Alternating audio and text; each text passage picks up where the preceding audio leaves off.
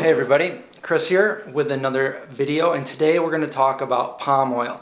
Now I've been wanting to do a video on this now for 2 or 3 years, so let's jump right in. I feel like a lot of you already know what palm oil is and the issues that it causes, but for those of you who don't, palm oil comes from a fruit of a palm tree, and it's in so many different things, from food, drinks, to cosmetics, soaps, detergents. It's in almost everything. And a lot of palm oil is sourced from places like Malaysia and Indonesia. Some of the reasons why a lot of people abstain from purchasing and or consuming products with palm oil are because of the practices used to source the palm oil. In the past 20 to 30 years, it has caused a lot of deforestation to places like Indonesia and Malaysia, and in turn this is killing the habitat of indigenous creatures such as orangutans, and they're left either homeless, dead, or maimed. And that is a big reason why a lot of vegans won't touch products with palm oil in it. However, these are not the only places that produce palm oil, and these are not the only practices set in place to source it. In recent years, there has been some positive change, and an organization called the RSPO, which is the Roundtable for Sustainable Palm, has been put in place to set and enforce sanctions on sourcing palm oil.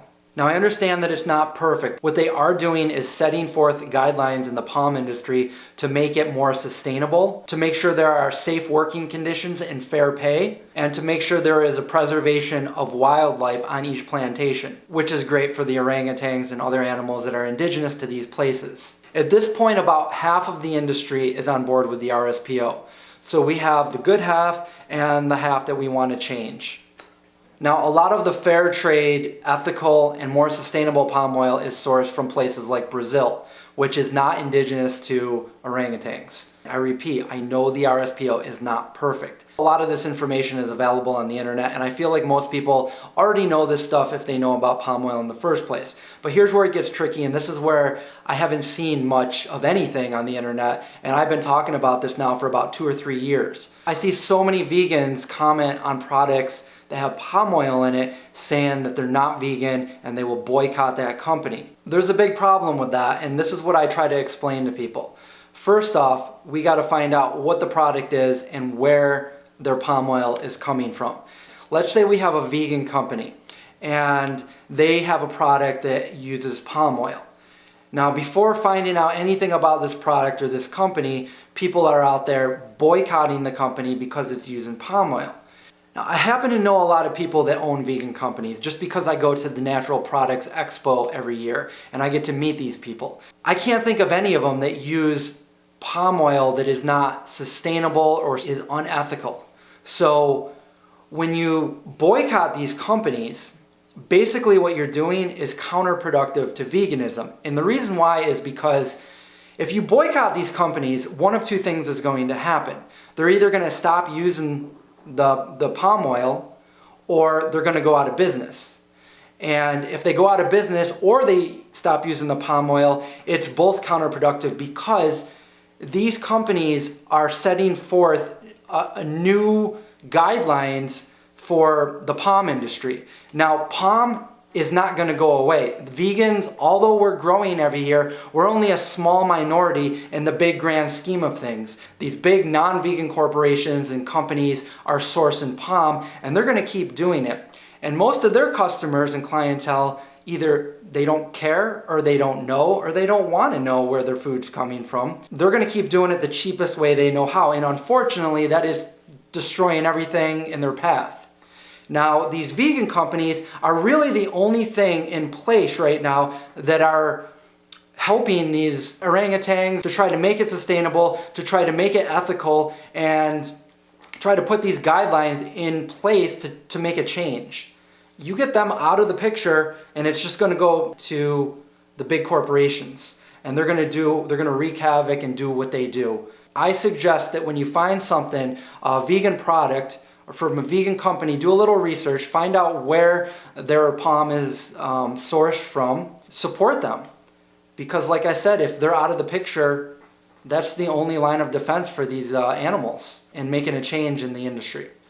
Now, I know that there's other companies that are not vegan companies, but let's say they have an accidentally vegan product. chances are that might not be a sustainable palm.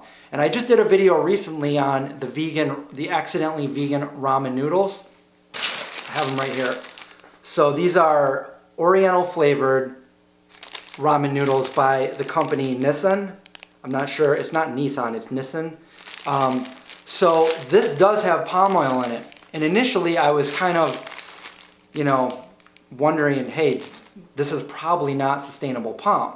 So what I did was I emailed the company and they wrote me back, and sure enough, to my surprise, it is from sustainable palm, and they are part of the RSPO. So these are not only accidentally vegan, but they're ethically vegan friendly as well. They might not be good for you, and to be honest, I wouldn't use the flavor packet in it just because of all the junk in it, but it is indeed vegan.